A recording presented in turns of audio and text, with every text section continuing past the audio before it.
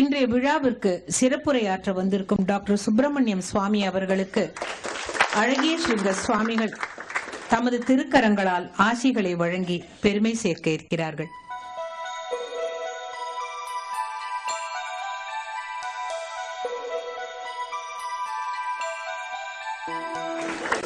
சிவனார் மனம் குளிர உபதேச மந்திரம் இரு செவியிலும் உரைத்தவன் முருகன் சுவாமிநாதன். மகா சுவாமிகளின் பூர்வாசிரம பெயர் அதுதான். அந்த சுவாமி சொல்ல இந்த சுவாமி சுப்பிரமணியமும் கேட்டுக்கொண்டு மேற்கொண்ட முயற்சியின் பயனாகத்தான் இன்று நாம் எல்லோரும் மிக எளிதாக கடவுச்சீட்டு விசா பெற்று கைலாசத்திற்கும் மானசரோவருக்கும் யாத்திரை செய்கிறோம் என்பது எத்தனை பேருக்கு தெரியும்?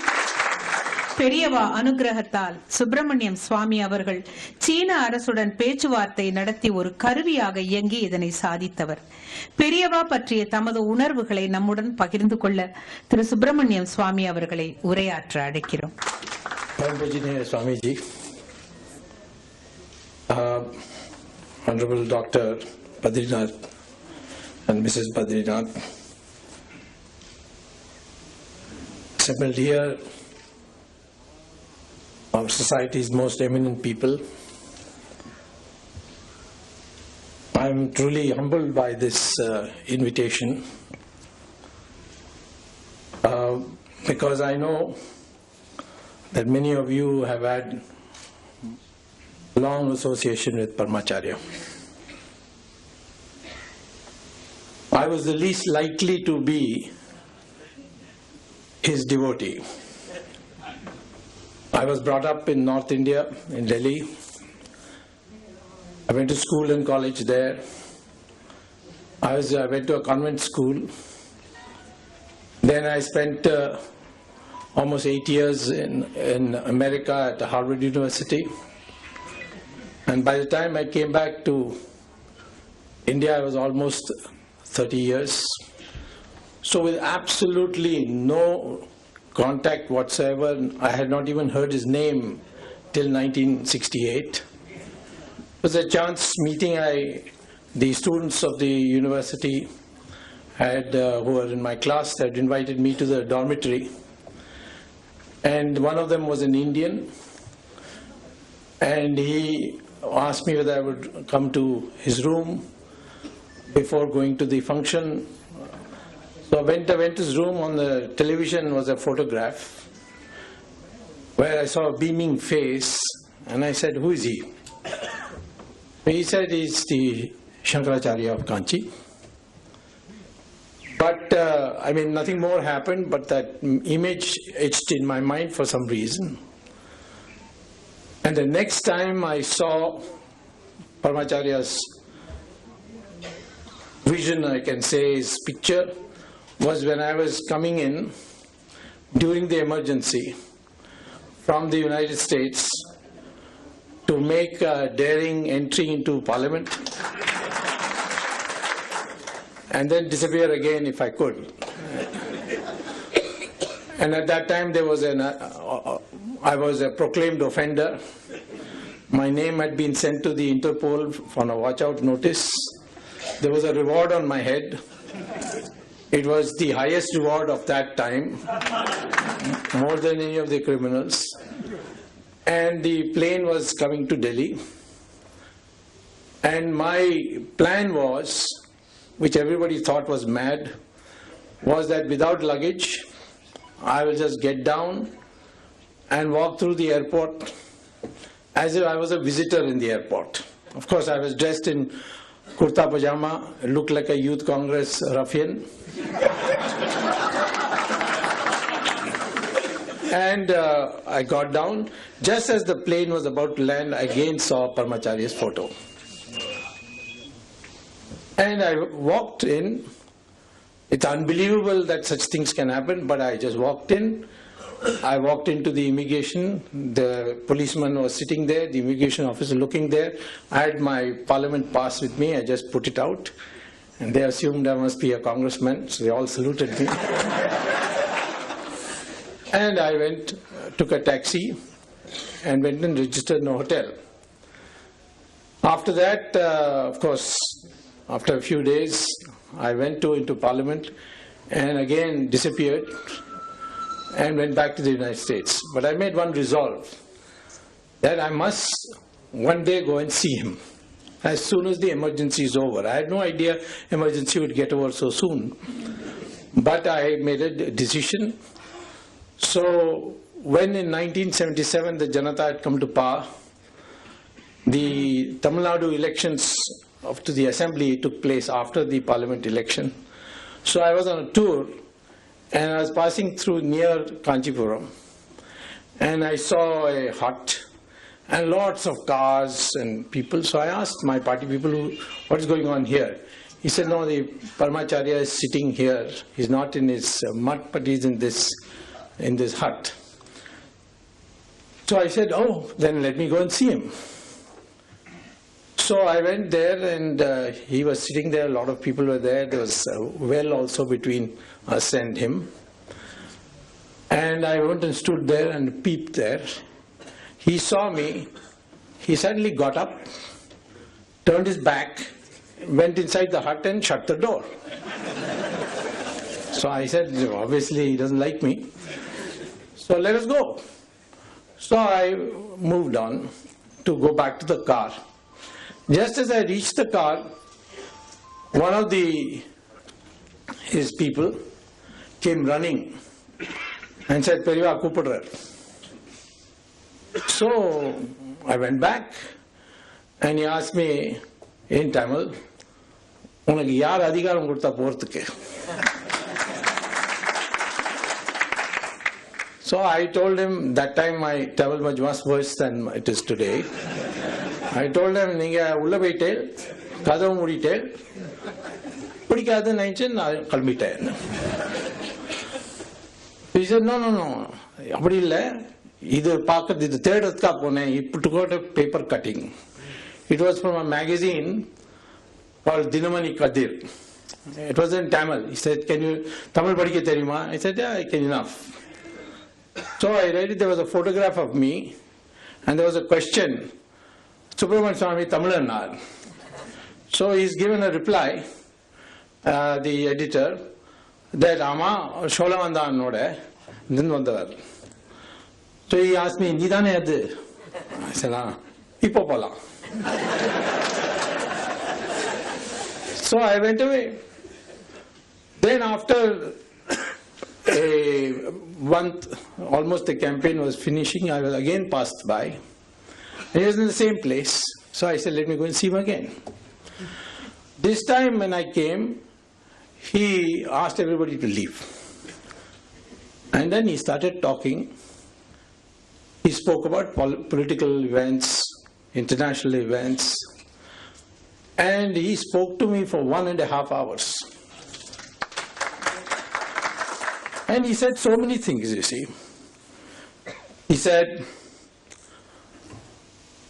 will you be a minister? Because I had not become a minister and I was very unhappy I was not a minister. I was the leading campaigner against the emergency and the Janatha government because of personal animosities of some people. I was blocked from becoming a minister. So obviously it was on my mind, but he read my mind. He said, did you minister idea? I said, no. பதவி பின்னால வரும், நீ பதவி பின்னால ஓடாத, பதவி பின்னால வரும். And I followed that after that. And I'm telling you, that's why in politics I give everybody tension, but I have no tension.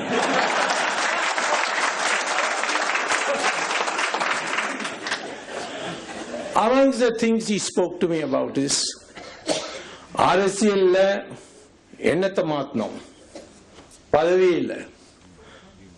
So I looked puzzled, then he said, E.V. Ramaswamy Nayakar பேர் கேட்டிருக்கியா? I said, yes. நல்ல ஆள் இல்லைன்னு. இல்லை, தனியா எல்லாரோட மூலையும் மாத்திட்டார் அவர், எண்ணத்தை மாத்திட்டார். அப்படிதான் அரசியல்வாதி இருக்கணும். தனியா சுற்றப்பயணம் பண்ணி அவர் எல்லாரோட எண்ணத்தையும் மாத்திட்டார். I said, but இந்த கோயிலெல்லாம் இடிக்கிறது, இந்த இதெல்லாம் பண்றதுன்னு, ஈரோடுல ஒரு கோயில் இருக்கு தெரியுமா கேட்டார். அது அவரோட அப்பாவோட கோயில். அந்த கோயிலுக்கு வருஷம் வருஷம் ஃபர்ஸ்ட் ப்ரைஸ் கிடைக்கும் தெரியுமா? எனக்கு தெரியாது. அதை மேனேஜ் பண்றது இதே ஈவி ராமசாமி நாயக்கர். புரியல சரியா? புரியும் மெதுவா. ஆனா இதுதான் பண்ணோம். எந்த பொறுப்பு கிடைக்கிறதோ அவ அப்பா அவருக்கு அந்த பொறுப்பு கொடுத்தார். அந்த பொறுப்பை அவர் நியாயமா பண்ணி அந்த கோயில் வேற இடத்துல எல்லாம் கோயில எதிராக பேசுவார். ஆனா அங்க அவர் அதை பார்த்து அழகா வச்சு ஃபர்ஸ்ட் பிரைஸ் வருஷம் வருஷம் வாங்கினார். So here is I began to feel that here is a person who is not just an ordinary sadhu, he is some kind of, he's a seer who can see very far ahead, and he has such a broad mind. Then he started asking me, "Unakku endha naat pidikum?" So I said I could understand. Then he explained. Then I said, "Yanakku introduction America da irukku." America illa. Unakku Israel and China. இந்த ரெண்டு நாட்டோட நம்மளோட அவ நண்பரா இருந்தால் நாட்டுக்கு பாதுகாப்பு இருக்கும். அமெரிக்கா சரி, ஆனா இந்த ரெண்டு நாட்டு தான். Now those days China was, we didn't even have diplomatic relations with them. And Israel, nobody wanted to take the name of Israel. So China was easy because I had studied China, I knew Chinese. So I went to speak to Moraji.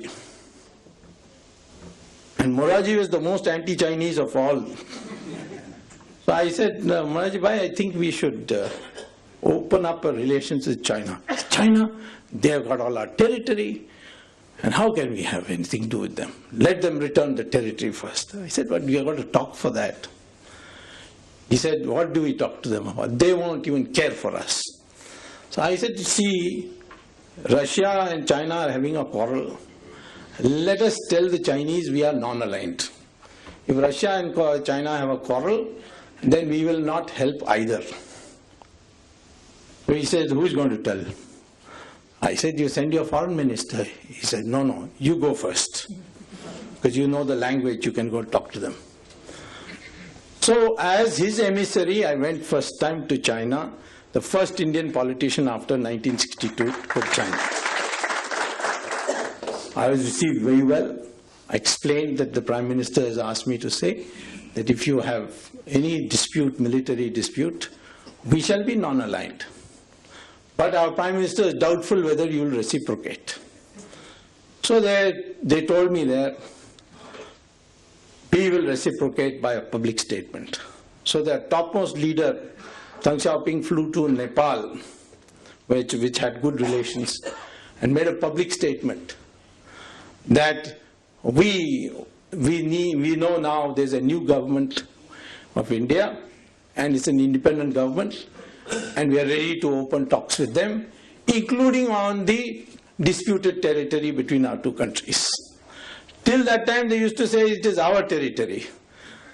For the first time they said disputed. So Moraji asked me, what did you go and do? Some black magic there? I told, what could I tell him? I told them, Paramacharya told me open relations, and I did it. Of course, Moraji had great regard for him. So relations began to improve. One day, I remember somebody put the idea into my head that Kailash and Mansarovar is in Tibet. The doors are locked. The Chinese have closed it. So we must get it opened so that people can go. So I thought about it. And I spoke to Atal Bihari Vajpayee, who was the foreign minister at that time. He said, no, they are communist country, it will just create bad blood. We're just opening up with them, can't raise these issues. Then there was a general secretary of the party called Madhu Limai. He said, no, don't bring all these communal matters into our relations. So I went to Paramacharya and said, I asked him about Kailash. He said, yes. So I went on a trip. And by then, the Janata had broken, fallen, elections had taken place, Mrs. Gandhi had come back. So at that time, I was invited to China by Deng Xiaoping for a visit. So before going, I talked to the External Affairs Ministry and all that, and I told them that I'm going to raise this issue of Kailash. They said, no, waste of time, they'll never agree. But Paramacharya said to raise it. So by then I had become his blind follower. If he said do, I would do. So I went to China, I met Deng Xiaoping, and I said to him that you must open this route for our pilgrims. I told him about Kailash Mansarovar. Now he has never heard of Kailash Mansarovar. He said, where is it? I said, in Tibet. He said, in Tibet. Then he asked his officials. Then they gave him the Chinese name for Kailash Mansarovar. So he said, see, you want this to be for pilgrims. I'm ready to open it, provided you go there first. I said, why should I go first? He said, then you will know how difficult it is to go. If you go, I'm ready. So, of course, he was saying it in a joking way. But he said, you go tell your Prime Minister, Mrs. Gandhi, that we are ready to open relations with India. We are ready to open Kailash Mansarovar also. But you must go first. By the time I came back, I met Narasimha Rao, who has always been my good friend. He was foreign minister. I told him, I said, they are ready to discuss this. Their foreign minister is coming. Please raise it. And their foreign minister came, discussion took place, and then Narasimha Rao asked me, what magic have you done to these Chinese? They say, in an official meeting, Mr. Swamy should go first to Kailash Mansarovar. So Mrs. Gandhi agreed. I led the first delegation of 20 people. Now, of course, so many people are going.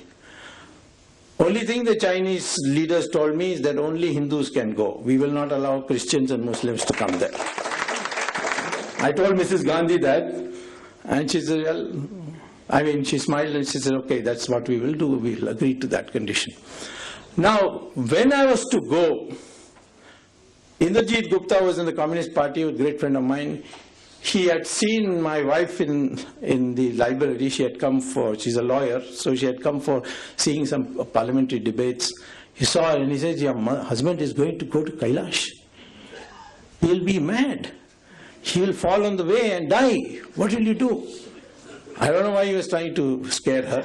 She came and asked me, why you want to go? You opened it, let the pilgrims go. I said, no, I will go because that's the condition. So I again went to Paramacharya. Before I went to Paramacharya, the dates fixed were such that it would be my birthday would come in between, and I had promised my two daughters, whom I had hardly seen in the emergency. I said that this birthday I'll be with you. And if I went on this trip, I could not go. So I went and told Paramacharya, it's going to be very difficult. Do you think I should go? Amma, pono.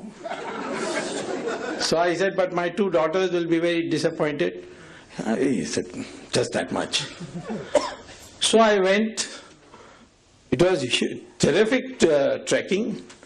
I had to walk. In those days, you didn't have anything. There was hardly any road. There were bushes. All the roadways were covered. I was the first after so many years. Anyway, I went there. And then on my return, it was, I crossed the border, India-Tibet border, around the 13th evening. And there's a helipad for the military and just after you cross it. It's called Lipu Lake. Just there it's called Kalapani actually, the exact place is where there's a Shiva temple also there on our side. So I spent the night there and I said, my God, what my daughters will think of me, because I had not told them I'll not be back. Now when I woke up in the morning, I got the military people who were controlling that Kalapani, they came and gave me a telex from Delhi. It was from the Minister of State for Defense, Mr. Shivraj Patil, who later became Home Minister, now is Governor, saying that the Prime Minister has authorized a helicopter to be sent to pick you up from Kalapani. So I landed on 14th evening and celebrated my birthday, which is 15th September, with my job. This was the power of Paramacharya.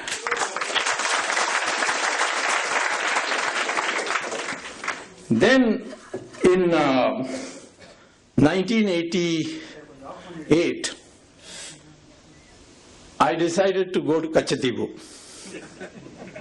because these fishermen were going on giving me petitions that the Sri Lankans are firing on us, they don't let us. The best prawns are available on the around the in that island, around that island. So they go fishing there, and then the Sri Lankans used to fire on them. So I said, okay, because it was part of our treaty when we gave Kachativu that the fishermen can fish there, dry their nets there, and there was a church also there, St. Anthony's. So in fact on St. Anthony's Day you could go and worship there for Christians and all that. So I told the fishermen I'm ready to come. So I announced that I would go. So I landed up in Madurai to go to Rameshwaram, then to take a boat and go to Kachatibu. And when I landed in Madurai, the then DGP of Tamil Nadu Police, a man called Ravindran, called me up and he said, the Chief Minister has asked you to be arrested. So I said, arrested what? This is to prevent you from going there. There will be some Galata, the LTT people are very active there, they will kill you and all that. So I said, then how am I responsible? If they are responsible, do something to them. He said, no, we are putting you up in Tamil Nadu hotel and you can't leave it unless you promise to go back to Delhi. Otherwise you will be there. So I was put up there for 2 days. After that I was getting bored. So I finally phoned up the DGP and said, I'm ready to go back to Delhi. So he said, okay. And I said, what is this? I mean, Kachativu, your farmers, the fishermen are suffering. He said, this is, you know, how it is, the law of politics, and MGR is good friends with Prabhakar, and at that time he was. And therefore, you know, you can't go. So I came back and I was about 6 hours left. So I said, let me go to Kanchipuram and tell Paramacharya this. So I went to Paramacharya, I said, Kachativu Portka Vata and Rolla put in the jail putta. Said, you never know na Delhi la poi Supreme Court la case podu. I said, arresting Tamil Nadu police and go to Supreme Court. But he has said it, so I went. I told my wife, who normally does all my drafting work, because she's a lawyer. I said, listen, I have to put a case against my arrest in the Supreme Court. She said, don't be crazy. You go to a magistrate in Madurai and file a case there, or a sessions judge, but you can't go to Supreme Court. They'll make fun of you, they'll put costs on you, so on. I said, Paramacharya said, so you draft. She said, I will be insulted. People will say, what kind of a lawyer you are? You allowed your husband to file such a ridiculous petition. So I said, you don't come. You file it, give it to me, and I'll go and argue. So anyway, she came, and when I sat in the court 15 minutes before the judge came, it was Justice Venkatramayya, all the other lawyers who know me, senior lawyers, they asked me, why you come? I said, MGR arrested me in Madurai, so I've come to challenge that. He said, you come to Supreme Court? They will rebuke you, the judges will put a fine on you. I mean, this is, total lack of respect for the Supreme Court. I said, I can't do it. I mean, I can't help it. I've decided to do it. Now in comes Venkatramayya and sits, and at that time the government Solicitor General was a man called Kuldeep Singh. He later became a judge himself. So he got up and said, Your Lordship, this petition is an insult to the Supreme Court. I mean, some arrest is taking place, he's coming straight to Supreme Court without even going to the magistrate there. So Venkatramayya says, Mr. Kuldeep Singh, Why was he arrested? So Kuldeep Singh taken aback. Tomorrow you will arrest all the Tamilians in Delhi and say, go back to Tamil Nadu. Now Kuldeep Singh couldn't understand. So he said, no, there was a danger to his life from LTT. He said, then arrest the LTT people. How you arrested him? So then Kuldeep Singh said, please give me 24 hours. I'll take instructions from the government and come back.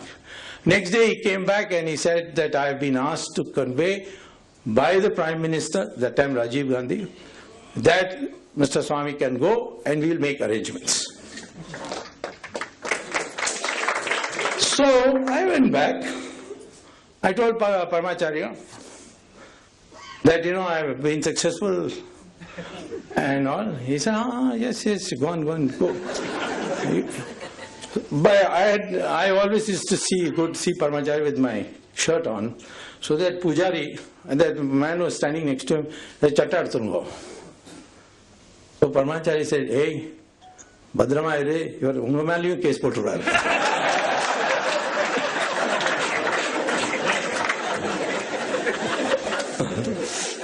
So I went, and in Rameshwaram, Air Force, Navy, battleships, all escorted me to Kachati.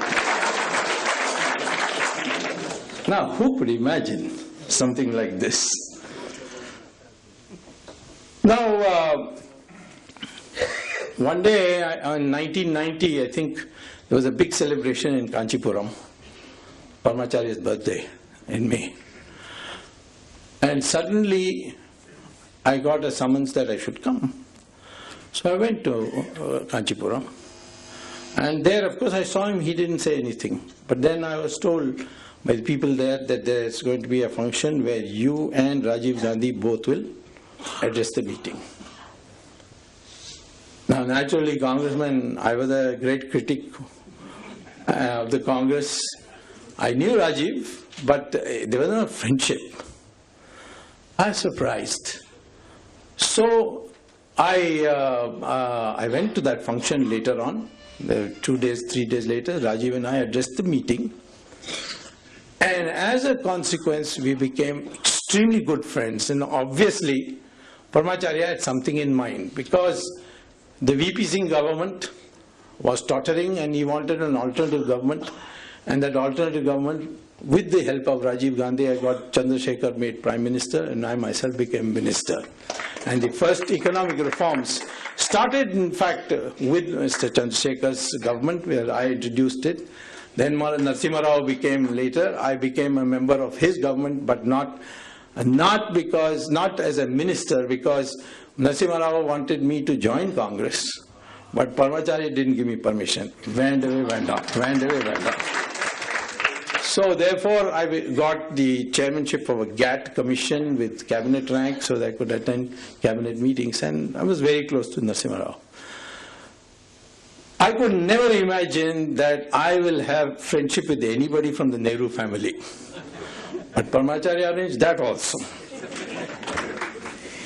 In 1992, I saw some IAS officials in Delhi told me that there's been an acid attack on an IAS officer and you must do something.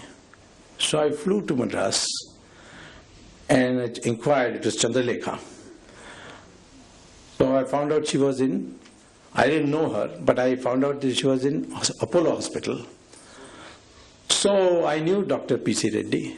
So through him I went and saw her. Her face was completely out of shape, and raw meat and all was on her face. So I asked Chandralekha at that time, what can I do for you? She said, well, I can't spend the rest of my life with this kind of face. So if we can arrange for a treatment. So I asked Dr. P.C. Reddy, is there any hope? He said, no, she has got nitric acid. There's no hope. And I have consulted some experts in London. And they say, no, there's no hope. Nitric acid, no hope. Sulfuric acid, yes. So I don't know what to do, so I went to Paramacharya. I said, I met this lady, she's got this. I asked her, what would you like me to do? And she said, I want this treatment for my face. How am I going to do it? He said, next time you come here, you bring her also. But just now you go. Now that day I was having a dinner in Bombay. So I flew to Bombay, wondering how am I going to get a plastic surgeon? They're all very expensive. How am I going to meet the fees of these people? They will always run in crores. Thinking I went for the dinner. It was a big dinner of influential people who wanted to meet me. Sitting next to me was a doctor called Narendra Pandya. He is one of the top 3 plastic surgeons of the world. Sitting next to me, he said, Dr. Swamy, I have always wanted to meet you. I said, what do you do? He said, I am a plastic surgeon. So I said, really? Then I said, I've just seen a lady in Chennai who has got acid attack, and therefore her face is completely. So Narendra Pandya, I told him about the case, and I said that British doctors have said that's not possible. It's nitric acid. He said, so what? I will do it. I said, but you will charge me very heavy fees. Where am I going to afford it? He said, yes, my fees are quite high. So I asked him, can you give me an idea how much it is? He said, every time Tadaleka comes here to the hospital, Jaslok hospital, you will have to give me 15 minutes of your time. That's my fees. I said, why? He said, I go all over the world. I'm hardly in India. Everywhere people ask me about what's going on in India. So I want to give me 15 minutes digest of all the news that's going on in India. And that I know is very high fees because your time is so valuable. I said, you don't need anything more? He said, no, I don't need anything more. And today I can say, those of you who see Chandrelekha, from a distance you can't even tell she had an acid attack. And this man comes out of the blue, lands next to me in the dinner table, and he says, all the fees I want is you 15 minutes of what has happened in India, so that when I go abroad I can talk knowingly about what's going on in India. This was the magic of a divinity. If there was a person who walked on this earth, at least I don't expect that we'll see for many, many years anyone like him, Paramacharya, because his depth of knowledge on everything. I mean, I have over 17 years met him so often. Sometimes he would call me. He will tell the mutts to go locate me where I am. And I would come, leaving everything, and then he will see me, unditiya, acha ni popola. I could never understand why. But sometimes once I remember, those days I didn't have any security, so I was going in a car to Bangalore, and I was near Vellore, when my car tire punctured, and it was 11 o'clock at night. And there was nothing to be seen. That means I would have to spend the night there. Suddenly I see the mutt car arrives with a spare tire. So I asked them, how is it? So Paramacharya said, Swamy, your tire punctured at the poi hanga. Now this had happened to me. And I'm not one of those blind believers. I came from a totally different background. But I have seen this happen. One day my friends told me that the Maha Periyava is going to create a library called Ghatikasthanam, and I should raise some money and give it to him. So I collected money as I could, and gave them a check. Made out a check and I gave it to Paramacharya. This Ghatakisthanaka na unde collect panni kuduthirken. She looked at it, Janatha Party. I said, Janatha Party check. நீ கட்சி நடத்துறதுக்கு பிச்சை வாங்கி தானே பணத்தை சேர்க்கிற. So, of course, I don't take commissions, so I ask people to give me small amounts. பிச்சை வாங்கிட்டு நீ எதுக்காக வந்து கொடுக்குற? பிச்சை வாங்குறவர்களுக்கு அந்த பிச்சையில இருந்து பணம் கொடுக்க கூடாது. இனிமே பியூர் டொனேஷன் கொடுக்க வேண்டாம். So after that, I have never given donations. Only asked people for giving me money. So it was a comprehensive. Today, many people ask me how you have got so much, how you are so fearless. I would say, perhaps if I had not met Paramacharya, I would be like anybody else. And in the darkest hour, I think of him, and some way opens up. So I would say that today, all of you are bhaktas of Paramacharya. It's a great privilege to be here with you. The last thing he told me, I remember, before he attained Samadhi, that the country is free, but it is not independent. Then I went through his thing. That was his message on 15th August 1947 also. It's there in his writings. He had said in a message to the nation on 15th August 1947, we have attained freedom, but we have to now attain independence. And I think today the greatest contribution we can make to this country is to make it independent of all bondages. And that is the message. I feel totally. People ask me, how come you don't have any tension? Because I think of Paramacharya, he's taken my tension away. Whatever is to happen will happen. And this is the strength of Indian society. That all through history, whether it's the Vijayanagaram Empire, which had the Shingari Acharya, or whether it's Shivaji, who had Swami Ramdas, all have been guided by spiritual leaders. And one message of all of them has been, and Paramacharya told me many times, that a society can be stable and happy if there is a harmonization between material prosperity and spiritual advancement. If you have spiritual advancement but no material progress, then that also won't survive. But if you have material prosperity without spiritual advancement, it will lead to greed, and that society will be destroyed. Today, when we see richest of the richest people from America coming to our sadhus and sannyasis,